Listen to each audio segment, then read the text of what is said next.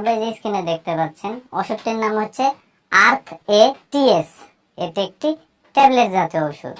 আর এই ওষুধটি উৎপন্ন করেছে বাংলাদেশের সুনামধন্য ওষুধ কোম্পানি একমি ফার্মাসিউটিক্যালস লিমিটেড। এখন আসুন যে এই ওষুধটির কার্যকারিতা কি, অর্থাৎ কোন কোন রোগের ক্ষেত্রে ওষুধটিকে ব্যবহার করা হয় সেটা আমি আপনাদের বলে দিই। তো ওষুধটির কার্যকারিতা বলতে গেলে হাঁটু, কোমর, মেরুদণ্ড, হাত ও অন্যান্য জায়গার অস্টিও আর্থ্রাইটিস বা বাতের চিকিৎসায় এবং খাদ্যের সম্পূরক হিসেবে ওষুধটিকে ব্যবহার করা হয়।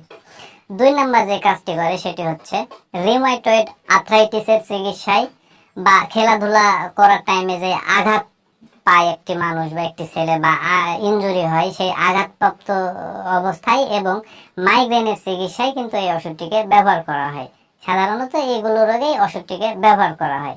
এবার আসুন যে আসলে ওষুধটির সেবন বিধি কি সেটি আমি আপনাদের বলে দিই। তো ওষুধটির সেবন বিধি বলতে গেলে প্রাপ্তবয়স্কদের জন্য 1 থেকে 2টি করে ট্যাবলেট দিনে 3 বার সেবন করতে হবে, অর্থাৎ সকালে একবার, দুপুরে একবার এবং রাত্রে একবার। এটাই হচ্ছে ওষুধটির সেবন বিধি। তবে বিশেষ করে এই ওষুধটি কিন্তু একটু বয়স্কদের ক্ষেত্রে বেশি ব্যবহার করা হয়। যাদের বয়স অল্প তাদের ক্ষেত্রে ওষুধটি খুব কম ব্যবহার করা হয়, বয়স্কদের ক্ষেত্রে ওষুধটি বেশি ব্যবহার করা হয়। এবার আসুন যে আসলে ওষুধটির কোনো পার্শ্ব প্রতিক্রিয়া আছে কিনা সেটি আমি আপনাদের বলে দিই। তো এই ওষুধটির সামান্য কিছু পার্শ্ব প্রতিক্রিয়া আছে, যেমন ধরুন বমি বমি ভাব হতে পারে, বুক জ্বালা পোড়া করতে পারে এবং গ্যাস্ট্রিকের সমস্যা হতে পারে। সেজন্য এই ওষুধটি সেবন করার সাথে সাথে গ্যাস্ট্রিকের ওষুধ যদি সেবন করা যায় তাহলে এই সমস্যাগুলো আর হবে না।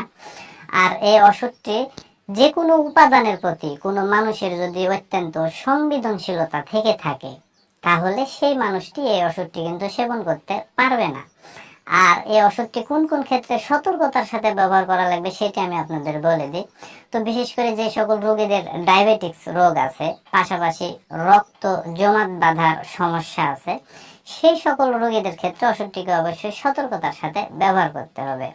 আর বিশেষ করে যারা গর্ভবতী মায়েরা আছে এবং স্তন্যদানকালী মায়েরা আছে তাদের ক্ষেত্রে ওষুধটি সাধারণত সেবন না করাই সবচাইতে ভালো হবে।